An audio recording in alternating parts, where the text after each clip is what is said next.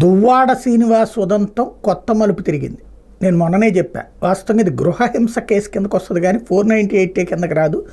ఎందుకంటే అతను ఏదైతే వేరే అమ్మాయితో ఉంటున్నాడు అంటే కనుక అది గృహహింస కేసు కిందకి, డైవోర్సు లేదంటే కనుక మెయింటెనెన్స్ కేసులు చేయడానికి సాధ్యమవుతుంది. కానీ ఇప్పుడున్నటువంటి సుప్రీంకోర్టు తీర్పులు అంతర్జాతీయ నామ్స్ ప్రకారం అయితే కనుక సహజీవనాన్ని కేసు కింద, క్రిమినల్ కేసుల కింద పరిగణించరు అన్నటువంటిది. అందుకనే పోలీసులు, మీడియా అందరూ చూస్తున్నా వాళ్ళు అలాగే మొండిగానే ఉన్నారు. కేసు ఏమీ పెట్టలేనట్టు ఊరికినే కేసు పెట్టామంటే పెట్టామన్నది తప్పించి, ఇద్దరు ఒకళ్ళ మీద ఒకళ్ళు పెట్టుకున్న కేసులు తప్పించి ఏమీ తేలలేదు. ఇప్పుడు చట్ట ప్రకారం గృహహింస కేసుని తాజాగా దువ్వాడ వాణి కోర్టులో వేశారు. తద్వారా గృహహింస కేసులు అయితే కనుక ఖచ్చితంగా ఒకటి వేరువేరుగా ఉండమని ఆదేశించడమా, ఉండడంతో పాటు మెయింటెనెన్స్ అంటే ఆమెకి నెలవారీ ఖర్చులు ఇవ్వడంతో పాటుగా ఆస్తులు, వాటాలు ఇవన్నీ కూడా ఉండేటటువంటి అవకాశం ఉంటుంది. ఓవరాల్గా న్యాయస్థానం గడప తొక్కింది దువ్వాడ వాణి.